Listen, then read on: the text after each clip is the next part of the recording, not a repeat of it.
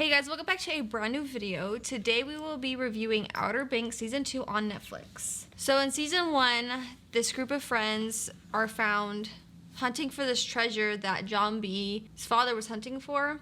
So they continue the search to honor his father and just to find it. And it ended with Sarah Cameron's dad he stole the gold from them and trying to fly it out somewhere. So that's where this kind of began in a way. It also ended with them escaping in a boat. Oh yeah, John B and Sarah Cameron. So in Season 2, they still are trying to find the gold, trying to get it back, which we see maybe a quarter in this, maybe even halfway. But it's also focusing a lot more on Pope and finding the cross that belongs to his family rightfully. Well, that's what we find out. We find out that he's actually way more involved. The thing about this show, though, is they try to get him involved. Obviously, John B's friends, they're definitely role players. They're not a main person, but they try to make Pope more of that main character in some of the episodes. So, yeah, I feel like bringing him more into Season 2 kind of gives him more of a storyline with the show because in Season 1, he didn't really have a storyline. We didn't know anything about him. He was just a sidekick. Yeah. They all were to John B, pretty much. The star of the show, though, especially in Season 2, because they brought him out even more, is JJ. Yeah. He is still playing that role, that sidekick role to a degree, but he just has a lot of moments, even if they're small, but they're actually big because they're either funny or he brings up an idea of what we can do, and they end up rolling with it. I feel like in Season 1 and at the start of this season, he was known as just the Joker. Mm-hmm. And he just jokes around and has ideas that are kind of dumb and they're that'll never work.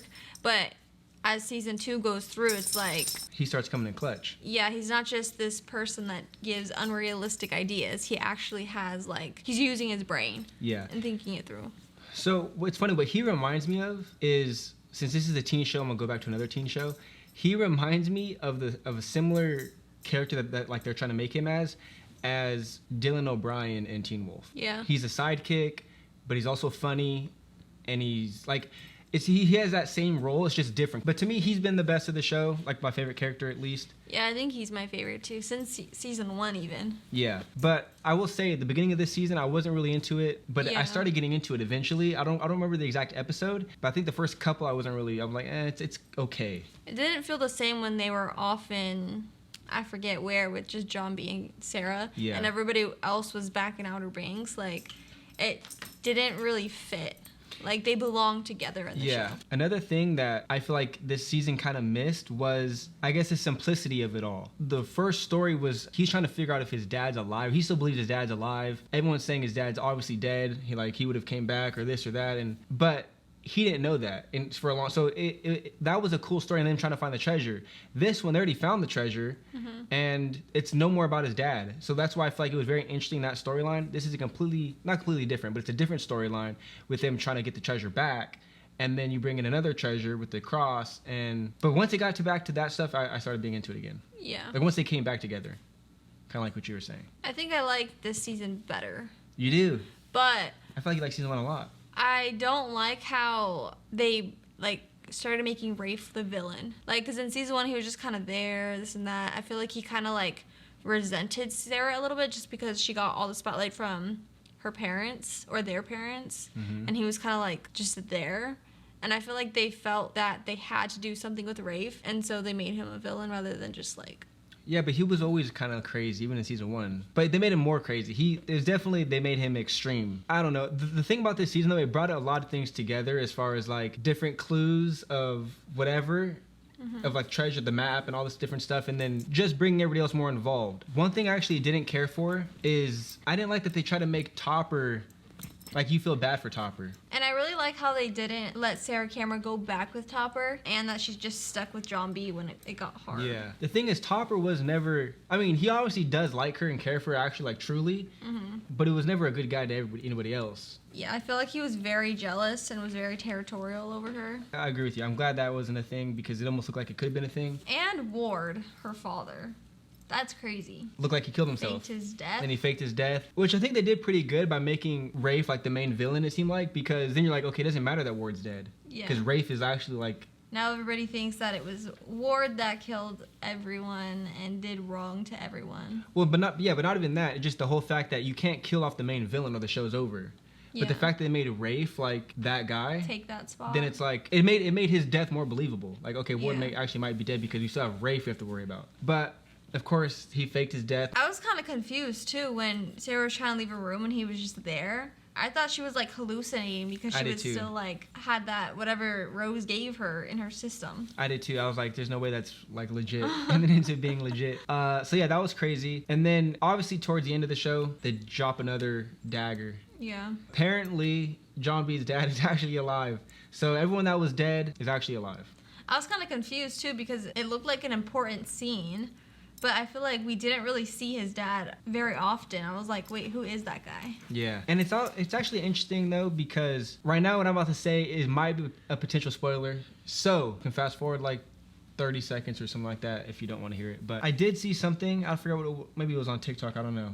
But I seen something saying that actually Carla, the new person we got in the show that was dying, that people were saying that might be John B's mom.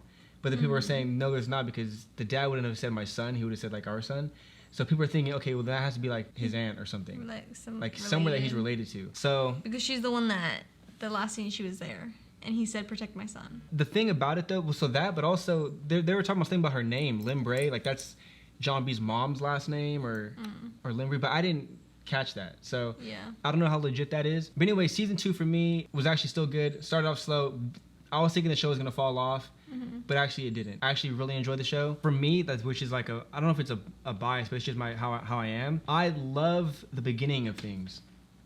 So that's why like it's tough for me to say this is better. Yeah. And it might be better because there was a lot of things that were dropped on us in this one. But I just enjoyed, like I said, the simplicity of season 1.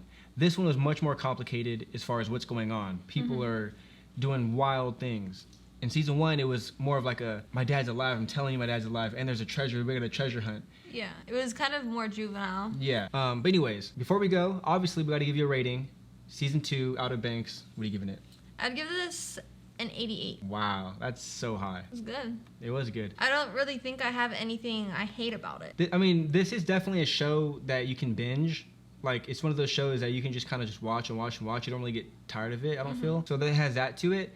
I wouldn't go as far as 88, but I will say I think it's probably like an 82 or something like that. But I'm excited for season 3, especially because we got so much stuff. Like John B's dad's still alive. Clearly, that's gonna be a big storyline. I don't know how many seasons the show's gonna be, but I'm assuming they're gonna reunite in season 3. Yeah.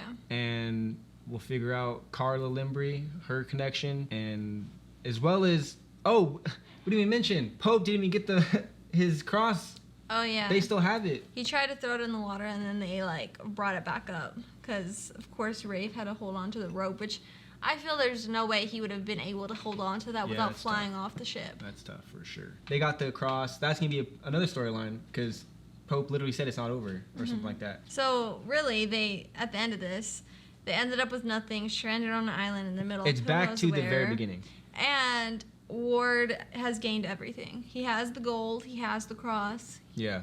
Nobody knows he's alive or going to a private island. Yeah, nothing progressed in this season besides getting new information. But they're back at the beginning of season 2, basically, where Ward has the treasure, but he has more treasure now because he has now the cross, and they're going to try to go for it. Yeah. That's going to be the video, though. If you enjoyed it, definitely leave a like. We appreciate that. Subscribe if you haven't already. We obviously haven't been dropping a lot of stuff on here. We just haven't been able to both record. So there might be actually a lot of solo stuff, but when we can come together to do this, we will obviously. Yeah, let us know what you think. Drop a comment about season 2. Was it as good as season 1? Did you like it better? Are you excited for season 3? All that stuff, let us know. No spoilers if you've seen any other ones. I know I dropped one. But anyways, though, my name is Matt. My name is Nicole. And we'll catch you next time.